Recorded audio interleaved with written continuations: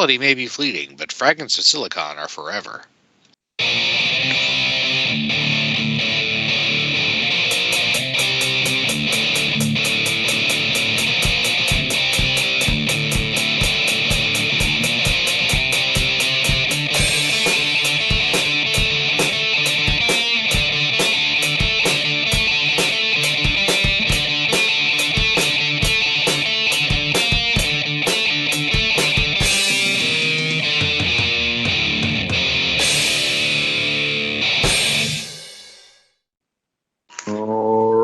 Welcome to another installment of Fragments of Silicon, the Daylight Interviews. Joining us this week is Víctor Pedreño of the Grimorio of Games. Hello, thank you very much for inviting me. No problem. Glad to have you on the broadcast. How are you doing today? Well, pretty busy day today, but well, it's a good thing that weekend is starting, so we can have some rest. But everything's great. It's okay. Good to hear. Right. So how we like to get started is we like to get to know the person or people behind the games and the studios and all that business. And we do this by beginning with this particular question. What got you interested in video games, both on a personal and a professional level? Well, in my home, we have always played video games. I think it's my older brother who got me into them, and I was very interested in them since a very young age. Then I started studying computer science, and there I met a friend David Leon, who later worked on Aragami, and we started making some games for Android, for mobile. One of these games was Hyperactive Ninja without the super. We made that game. We released it on the Android Play Store at the time when people actually paid for games on mobile, and we have a relative success. So that's how I started developing video games. From there we tried to make other games, but then our paths split, and we went a bit each their own way.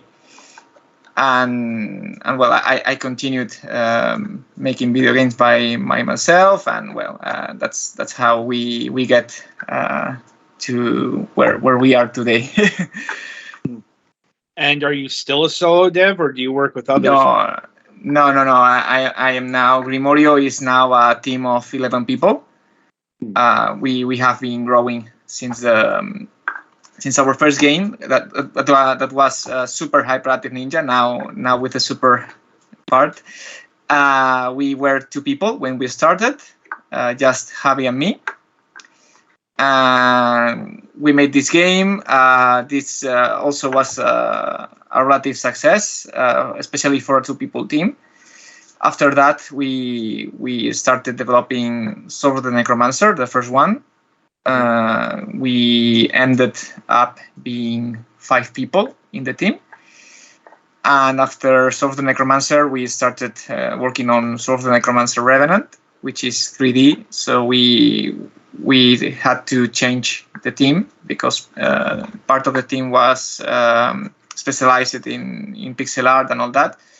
And well, we started hiring people to make the 3D models and all that, and we got to 11 people as of today. Yeah, that sounds like a natural escalation of personnel, especially in what I've seen from game to game here. But before we get to the Necromancer series, we should delve a little into Super Hyperactive Ninja. Yeah. I suppose the first question that comes to mind here is, what is this in relation to the original Hyperactive Ninja? Is this a sequel? Is this a remake? What makes this game super? It's like a bit of everything. Actually, it's like a sequel and a reboot and a remake and everything. When we started making, when we made the original Hyperactive Ninja, David and me, when we were in the university, this actually has a fun thing because the game is about a ninja that cannot stop running, right? Because he has this energy from the coffee, and he has to keep running and taking coffee because otherwise he falls asleep and dies. This was something that came to our minds because when we were at the university, we were drinking enormous quantities of coffee, so it was like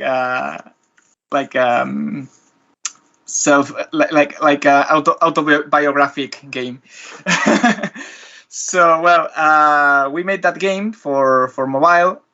We were very limited because of the inputs, because when we make the game, Android was in like the 2.1 version, I think. It didn't have even multi-touch. It was a single touch only. So the only thing we could make is having the character running by itself, and the only input was the jump, right? So that's the only thing we could do in the game, because we couldn't have multi-touch to have different buttons and things like that. So we made this game. We were actually very happy with the results, but we wanted to do more with it. So we started working on a PC version, with more mechanics and different, more controls, more inputs, and all that. After that, we started working on that. David started working on Aragami, and I started working on another game with a different people. So we like I said before, we split our path there. Each one went their own way. So we kept that sequel on the side. A couple years later, when I formed Grimorio of Games with Javi, my partner, we were testing which kind of games we could make, being only two people. We made different prototypes, and we did lots of tests that never went anywhere. So when I was talking with David, I told him that maybe we could make this sequel, this remake of Hyperactive Ninja, Javi and me, without him. He was actually okay with that. He helped us with some design things and all that, and then we started working on this game, on this remake, reboot, sequel, whatever. So we put everything that we wanted to put in this cancelled sequel for PC, and that's how Super Hyperactive Ninja was born. In fact, if you see this video that is playing right now, you can see Aragami as a character in Super Hyperactive Ninja. That was like a thank you to David for helping us. Yeah. I suppose I should ask if the Super Hyperactive Ninja made any appearance in either Aragami game. David wanted to put like something like that, like a cup of coffee somewhere, but in the end they didn't put it because it didn't feel right with the rest of the game. It's like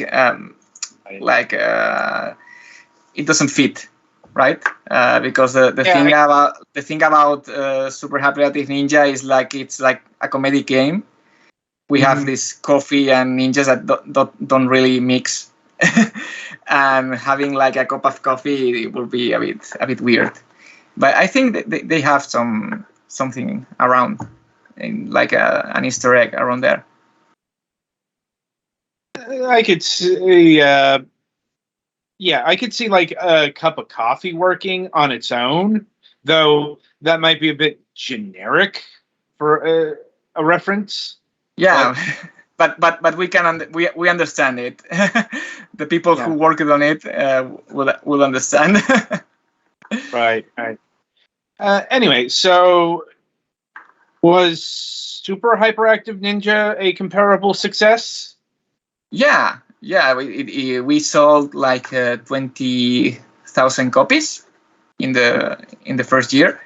It was a really good number for a 2-people team, as I said, and that actually helped us a lot to fund the start of the next game. Indeed. And that's as good a segue as any to Sword of the Necromancer. So for the uninitiated, what is Sword of the Necromancer? What about the genre, or what do you mean?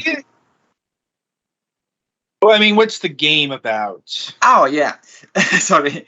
So Sword of the Necromancer is like it's an action RPG with roguelike elements, right? You have to delve into a dungeon, so you can get the power to resurrect your girlfriend, and you have this sword, the Sword of the Necromancer, that you can use to kill the enemies, and also you can resurrect those dead enemies to summon them as allies. So it's basically that you advance through the dungeon. Every time you defeat a boss, you get some glimpse about the character's past and all that, and well, it's a pretty straightforward game.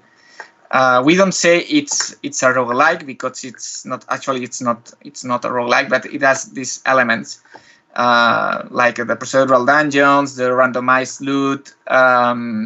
If you play in the original settings, when you die, you lose the things you got, so you have to start again and all that.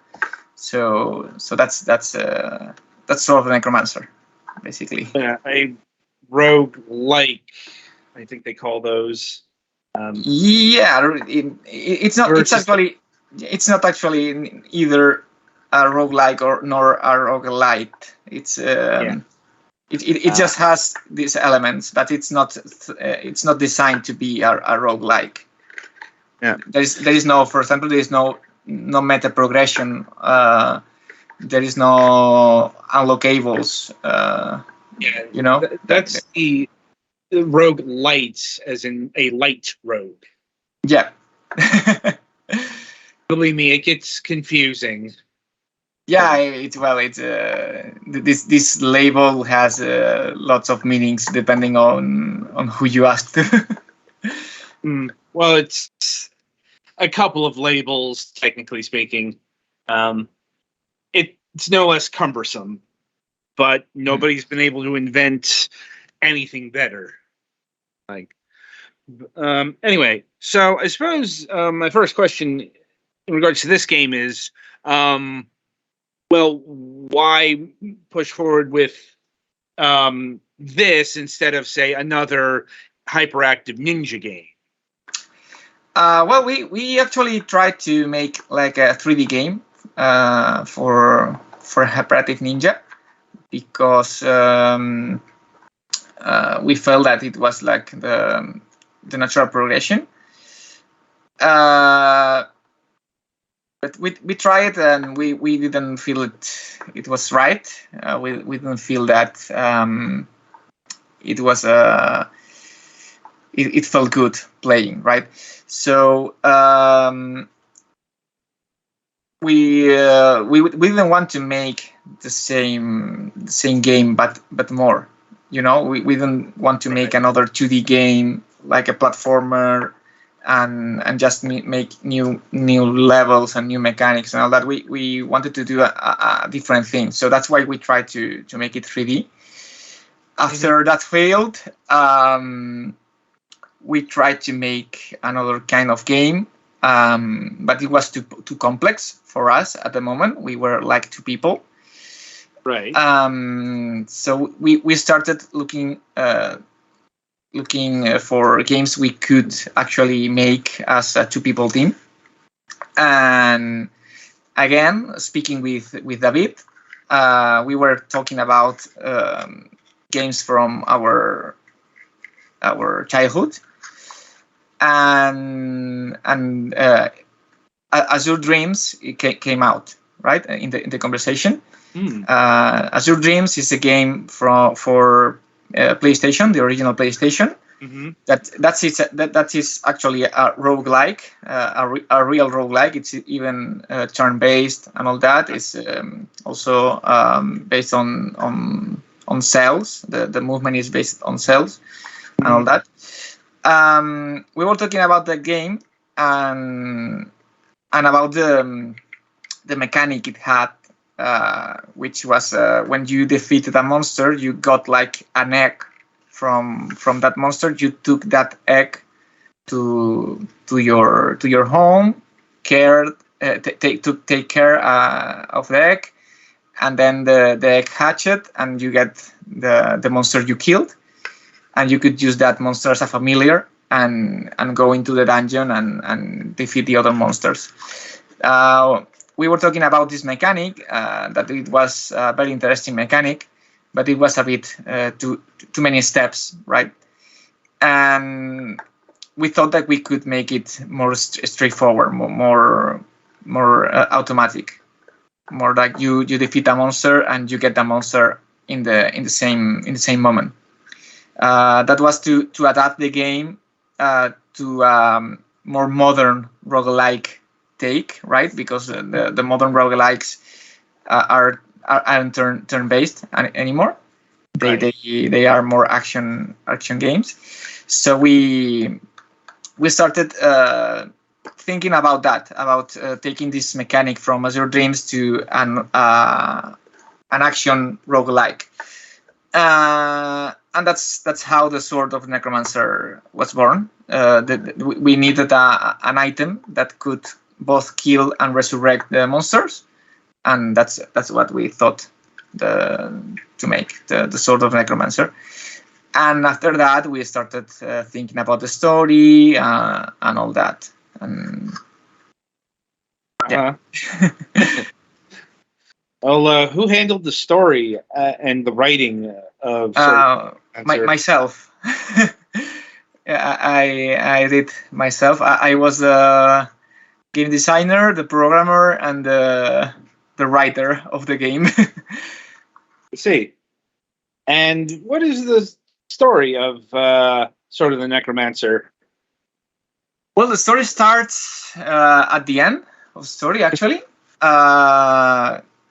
You are controlling Tama, who is a former rogue that ended up being like the bodyguard of a priestess who was on a pilgrimage, and during that pilgrimage, that priestess dies, and Tama takes that corpse to the necromancer's dungeon, to the necromancer's crypt. And because there is a legend that says that in that crypt there is a power that could get the dead back from death and all that, and she gets into that crypt to get that power. And it turns out that when she gets the sword of the necromancer, she can only use it on monsters. She cannot use it on Coco, on the priestess. So she gets told by a voice that she needs to get stronger, and to get stronger she needs to get into the dungeon. and that's what you do in the game. You advance in the dungeon to meet the necromancer to get that power to resurrect Coco. And as you advance to the dungeon, you get these flashbacks about the two girls, about how they met, how they start trusting each other and building this relationship, and ultimately how they end falling in love, and then you see how Coco dies and all that, and well, that's more or less the story of the game. Indeed. Like, right. So, how do I put this? Was it the intention to write an LGBT plus positive story, or is it just kind of something that ended up there? It's the second. It's something like ended up there. We just felt it was like more fitting for the story, maybe, because we designed the characters. We wanted the characters to be two girls, because that's some design we Javi made these designs, and we like them very much. And well, the story was like that. It just felt natural. We went with that. In the end, we ended up doing this classical knight and princess story, but we wanted to do this spin on it, because instead of a valiant knight, it's a rogue. Instead of a princess, it's just a priestess that is traveling the world. So well, we didn't think much about it. We didn't want to. We didn't put ourselves on the table and say like we are going to do a gay story. No, it's not. It's not like that. It just came out. Interesting. Like, well, I guess it worked out in the end. I don't really know what to say otherwise, but I suppose this is a good time as any to transition to the sequel, or the potential sequel. Like sort of the Necromancer Revenant, which has the Kickstarter happened, or is it going to happen, or is it happening right now? It happened in February. We got $160,000, I think. I am making the conversion by head, but we had a successful Kickstarter on February. And well, this game is a big jump from the previous one. Sword of the Necromancer did really great on sales, and well, we got a good share of money from it. So we wanted to do more with this world. Many people who played the first game liked the world so much. They wanted to know more about it, and that's what we decided to do this sequel. We actually wanted to make a game where you could visit that world for real, because in the first Sword of the Necromancer, everything happens inside the dungeon. It's not you never go outside. You only see the outside world through the flashbacks of the girls. And now we wanted people to actually travel through that world and see everything. And we're still working on it. There is lots of work ahead, but well, everything is going pretty well. Okay. Well, I suppose the first thing I have to ask here is this game being built in Unity? No, no, thankfully not. It's being made in Unreal Engine. Okay. Yeah, it's just something that we actually had this conversation before making the game. One of our partners, Handel, was telling us that we shouldn't use Unity because they will start doing crappy things. This was 2 years ago. Okay. Right. So probably around when the adware malware thing was just starting up. So yeah. Yeah, maybe. I don't know if the times match, but I think Handu knew something, or he like smelled something, and yeah, he told us that we didn't have to use Unity, that we should use Unreal. Handu is our producer also.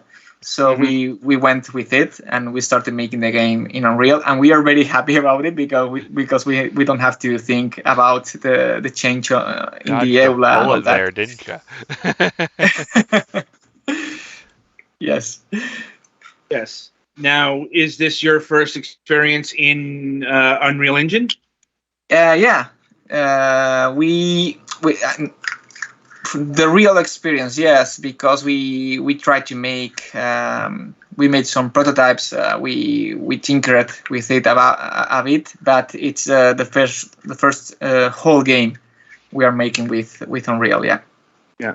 And were you using Unity prior to a Revenant here? Sorry. Did you had you worked in Unity previous to this?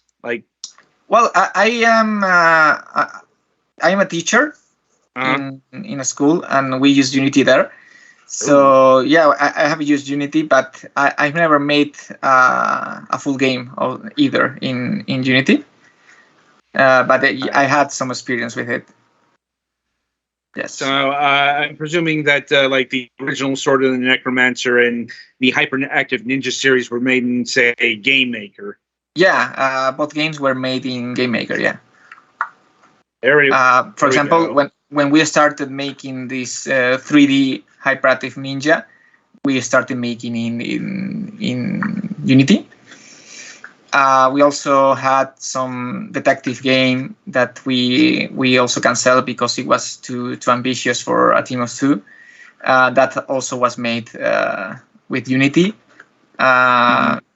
These prototypes that we made before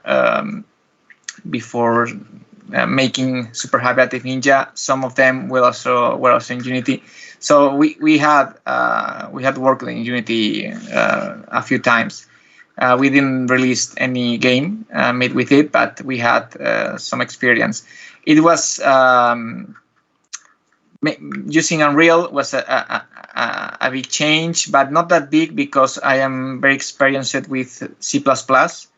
So we didn't have much problem with it. Also, one of the persons we hired between Sword of the Necromancer and Sword of the Necromancer Revenant, who was an ex student from mine. He also had a lot of experience with C++. He had used Unreal before, so the transition wasn't very hard to do. Well, that's good. Because such things can be dicey, let's say, if the transitional experience isn't quite there. Anyway, so what's the story of the Revenant here? Who is the Revenant? Well, it's just a bit. I can tell you, if you see the cover art for the game, there is actually a revenant there, and the revenants are they are like spirits. They are like spirits of old heroes of all time, and you get a new power with the Sword of Necromancer. You get a new power that you can resurrect. Well, it's not actually resurrect. You can call these spirits and use them also as summons. In the first game, you only could use monsters. Now you can use those spirits. Now you will see this revenant is going to appear right now. This guy that screams here, that's a revenant. And yeah, the story about the game is that there's this character, this new protagonist, the one with black hair. This character gets into the Necromancer script, looking for that power also. Mm-hmm. And he ends up awakening the Necromancer that Tama and Coco sealed in the first game. And everything's going bad.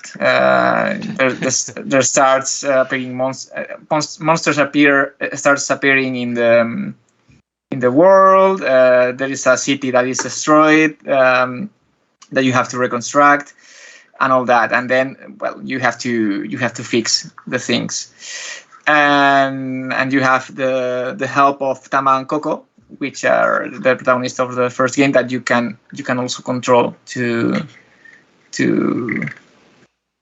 fix this problem you have brought into the world. It looks like this is going to be co-op. You can play co-op if you want, but no, it's a single player game mostly. But you can play the whole game in co-op if you want. But it's only local co-op. Yeah, reminds me a lot of Tales of Symphonia.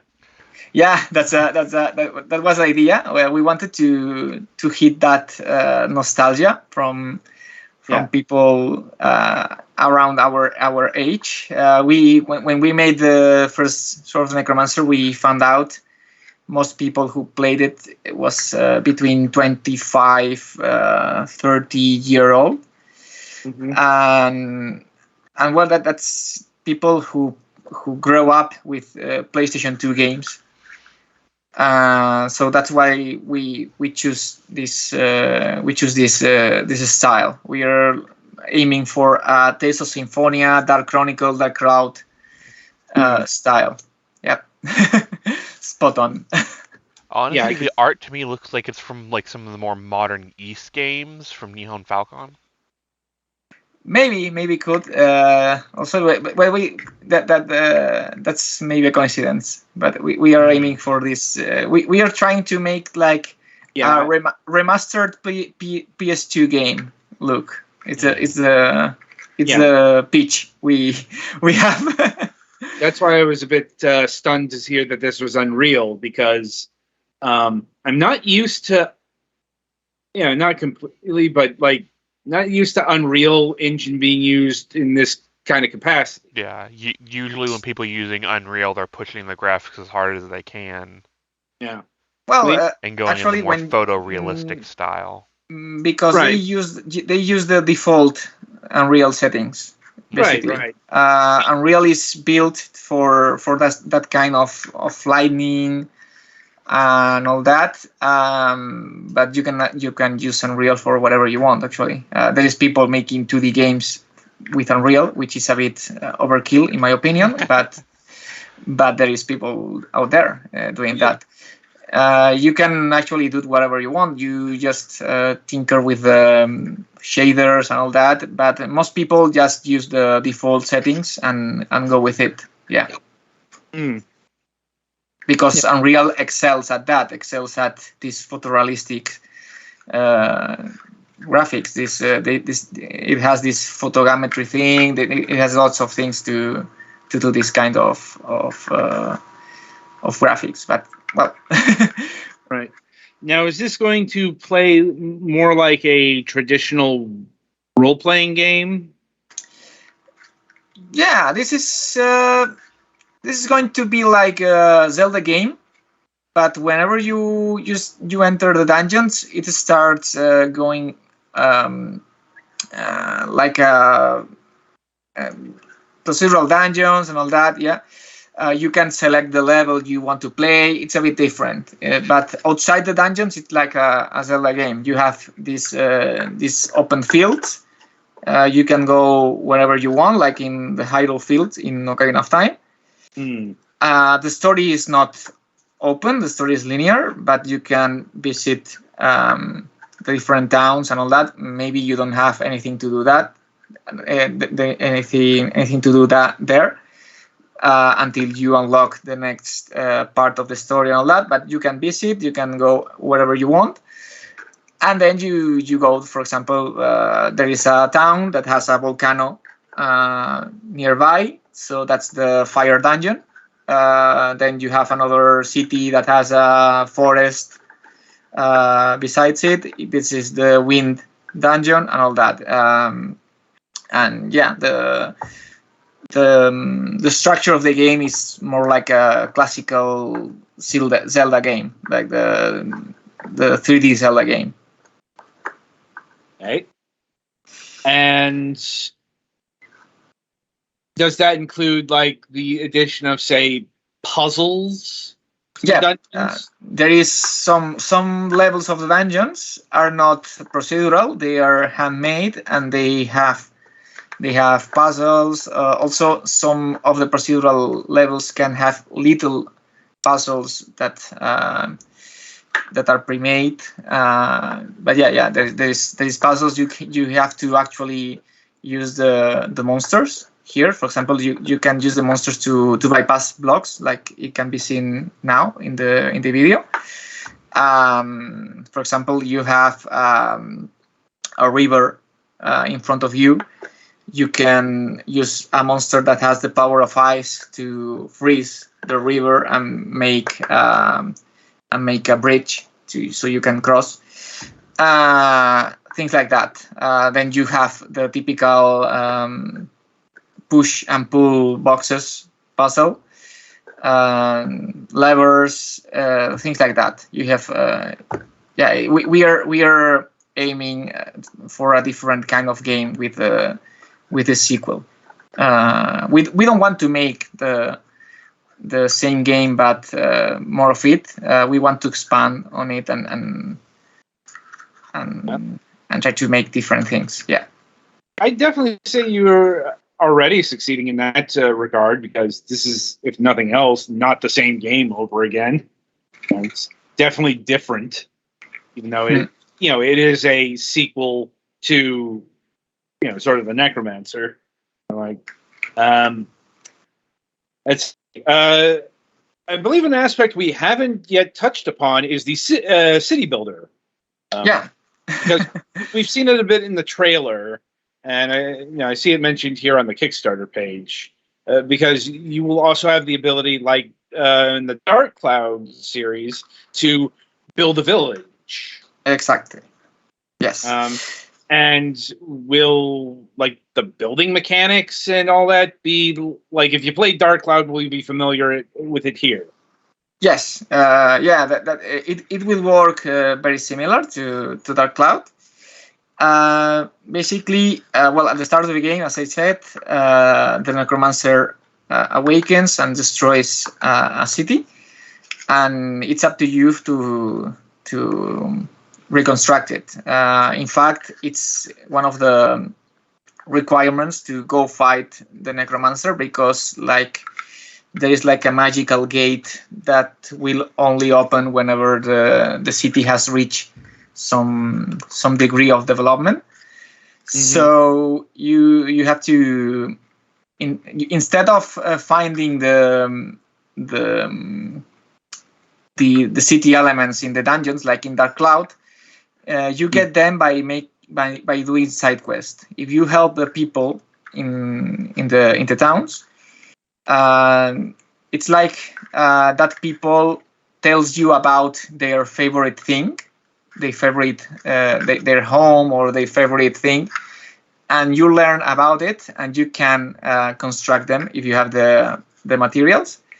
So you start rebuilding this town with like pieces of the other towns, and then you can start recruiting people for your city. And for example, if you recruit a blacksmith, you get a forge in your town that you can use that forge to improve your weapons. If you get like a druid that is living in the woods, you can get a potion making shop. I don't know how to say it. Sorry for my English. You get this potion making thing. You can get potions to get different attributes in combat, things like that. You can improve yourself using these things that you unlock in the town. Also, the town will be like a bit of a puzzle to make, like in Dark Chronicle, that some towns had special requirements. So this will be a bit like it. Some people, before coming to your town, they will ask you to have a suitable home for them, right? So some people want, for example, one villager will want to be near the beach, and so they can see the sunrise. Another wants to be in a quiet place, so you can put it near the blacksmith, because the blacksmith does a lot of noise when working, things like that. And once they are happy with their home, you can take them inside, and then you get these people for your city. It's going to work like that, a bit like in Dark Cloud and Dark Chronicle, but only one city. Yeah. Right. Now, will you be able to travel beyond this city that you're building? Yeah, of course. You can. You have this Hyrule field, as I said before. You have several of these. That they connect the different towns, and you can visit the different towns and the different dungeons using them. It's like they are like hoop worlds that you can use to get to the other parts of the game. And how going back to the co-op for a bit? How many can you do up to 4 players, or is it going to be 2 players? How many people can you control? 2 players only, because the groups in the game, you have 3 characters, but you only can pair them. You cannot have the 3 at once. So if you are playing co-op, you get this split screen, and because we can only do the local co-op. We were looking to make an online co-op, but it was kind of difficult. So we didn't want to risk having a broken online game. So we only offered the local co-op option. And having more than 2 in local would be a bit difficult, because the screen would be too little, and it would be a bit uncomfortable to play. So 2 people only, it's like the best option. Yeah, that makes sense. Given the difficulty in implementing online co-op. We know people that curse the day they implemented that in their games.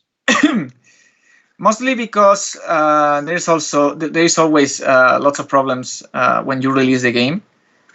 because nothing works as you expect it to work. And so we didn't want to risk that. We didn't want to release a game that is fundamentally broken in the online, and have people have problems whenever they start playing. That also impacts the image of the game when it's released. Right. So we made our test. We found out that there could be lots of potential issues with the way it works. So we scrapped it, and then we just focused on the co-op, the local co-op option. Now, how have the actual Sword of the Necromancer abilities been expanded or changed or altered in Revenants? For starters, now you can, in the original game, you could only have monsters or weapons, right? Because the Sword of the Necromancer took one slot of your inventory, and then the rest of the slots had to be used by the monsters, or if you didn't want to use monsters, you could use weapons. In this game, you don't need to choose. You can have monsters, you can have weapons at the same time. You don't need to have the Sword of the Necromancer to equipped to use it. You can use it without having it equipped. So that opens the possibility for different builds, more varied builds. Also now you can configure your monsters. You can program them kind of like in the Final Fantasy XII Gambits. You can use a system, a very simple system of target, condition, and action, and you can configure your monsters so they do whatever you want them to do. And also you can now use it to summon these revenant spirits. That they are stronger. They have like a special attack and things like that. But they, when you use them, they put a cooldown on the Sword of the Necromancer, so you cannot use it to summon regular monsters. So it's like you have a very strong summon, but that summon puts you out of using other summons for a time, and maybe those other summons would be handy in the situation you are now facing. So you have to choose carefully to not be locked out of this. Okay. And are there any new gameplay elements you are adding to Revenant here beyond? Are there going to be new combat abilities? Yeah. Well, it's a very different game in the combat aspect. You have this. You can have this more than one weapon at the same time. You can combine them into the same combo. You can do now things like launching the enemy up in the air and shooting them with the arrows. We try to make the game more hack and slashy, but of course we are not a Devil May Cry game or whatever. It's still a bit more post that a real action game. But yeah, you have lots of actions you can do. Also, for example, with Coco cannot use the Sword of Necromancer because she's against it. She doesn't want to use it. So instead, you have magic with her. You have these different magic spells, and yeah, there's lots of things you can do. If you are playing alone, you can swap the characters whenever you want. So you can start a combo with one character, change to the other character, and continue chaining hits and things like that. But the meat of the combat is knowing how to use the monsters to your advantage. So yeah, there are lots of options now. We are aiming for a fluid combat system, and I think we are going pretty well with that. Indeed. And shifting focus to something we have yet to discuss is the music. Who's developing the soundtrack for this game, and have you used them before? Yeah, we have two composers working on the game. We have Ines Miras, who made almost all the songs in the first game. She's Galician.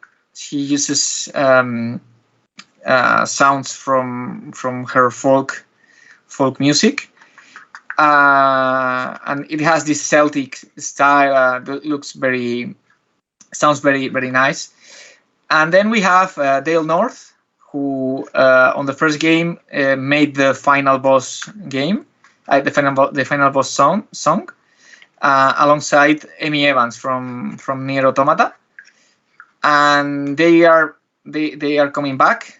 Dale is making like half the soundtrack now, and we have Amy Evans working on 5 songs for the game. For example, the song that we'll play when you are in this open field, it's by Amy. And are you changing up the sound for Revenant versus the first game? Sorry, what do you mean? Is the soundtrack going to be different in this game versus the first one? Well, it's going to be different because, for example, with the first one, we imposed a self-limitation of not using any synthetic sound outside very very limited instances. We wanted everything to be with real instruments like a guitar, a flute, things like could be medieval sounds, you know. For this sequel, we are aiming for a different aesthetic because the threat of the necromancer is like a bit otherworldly. So now we are using more synthetic sounds. We are using like electric guitars, things like that at first sound a bit out of place with the game's aesthetic, but it has some meaning behind it. It's an interesting choice. What's the rationale behind going all natural with the instruments? Sorry? Why are you using all natural instruments, like this imposition of no electronic sounds or whatever? In the first game, we did that because we wanted to sound like a more it was more set in the Middle Ages. So a electric guitar or a synth there. We didn't want to use them because we didn't want to break that aesthetic. But as I said, in this new game, we have this otherworldly things, otherworldly entities that will appear, and to make this difference between what the world of the game is and what the world of these things is coming from. We are using this difference in the instruments. So, for example, if you are fighting against a boss that comes from this place, you will hear that there's electric guitars and these modern sounds. I cannot tell much without entering the spoiler realm, but yeah. At any rate, so how far along is Revenant at this point in time? We are still a year away from finishing it. Mm-hmm. We're also looking for a publisher now, so the release time can change a bit from what is said in the Kickstarter page, but that's our goal, to release the game around June, July next year. Okay. So I'm guessing Jandusoft passed on this? It's not like they passed. It's more like they couldn't help us. They couldn't help on what we needed. But we are still we have a good relationship. We collaborate every day. But yeah, they couldn't help us as a publisher for this one because the scope of the game is above what they usually work with. I suppose that is unfortunate, but it's at least not impeding the progress of development. No, it's not a problem. Okay. And are you seeking to do a physical version of the game at some point? Yeah, we have a deal with Tesura Games, which is a physical publisher in Europe. That we are going to have once the game is done. We are going to have a physical release, at least in Europe, which is what we are going to give to the Kickstarter backers. This European release. After that, we will look for a physical publisher in Americas and in Asia. For example, for the first game, we did the same. We released the physical version first in Europe with Tesura Games also. And then we spoke with Limited Run Games, and we had the American one. I'm like, have you tried Limited Run Game for Revenant yet?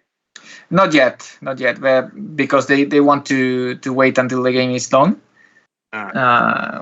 Once the game is close to completion, we will knock their door again. And I guess my final question at this point in time is, have you sorted out pricing on Revenant yet, or is that still a bit ways out, let's say? The pricing, it's going to be like $25 minimum, because this is a much bigger game. The first game was like 15, so it will be $10 more from the original. But yeah, this is up to the publisher, so it's not something that we can say for sure now. Maybe the publisher wants it to be a bit more cheaper or a bit more expensive. We don't know yet.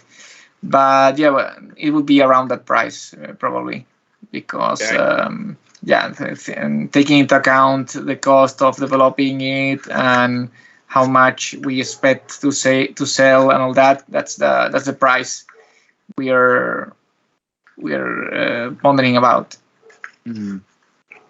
I see. Anyway, I'll see if my colleagues here have any further questions for you. I think I'm good. Yeah, I'm good. Okay. Okay, thank you very much. Sorry if I made some mistakes with my English. It's I'm not very used to talk so much time. No, Sorry. you did fine. You did fine. Like, I think your points came across clearly. I hope. Anyway, I remember reviewing sort of the Necromancer last year. It was a good game, and I'm interested to see how Revenant shapes up. We showcased the game in Gamescom this year. We had a booth in the Arena booth. We had some people who played the first game come to the booth. One of them was super worried about the transition to 3D because he liked the first one very much, and he was like, "I don't know if this is going to work on 3D." And he ended up being very, very glad with the change. So I think that we are doing a good job on translating the first game from 2D to 3D, and people enjoy the liberty they have now with the new controls. You can do lots of things that you couldn't do in the first game. That you have many options that you can exploit to battle the enemies and all that.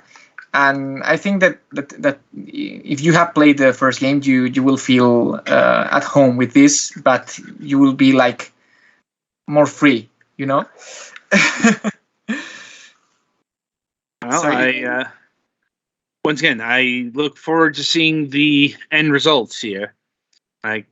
So, at any rate, the game is sort of the Necromancer Revenant. It is currently being plotted for a summer 2024 release. Yes. For all major systems, and I believe the Steam page is up, so you can go and wishlist it today. Thank you very much. No problem. No problem. Right, so that'll about do it for this installment of Fragments Silicon. As always, be sure to tune in next time for our Sunday review session. And until then, I shall wish you good gaming.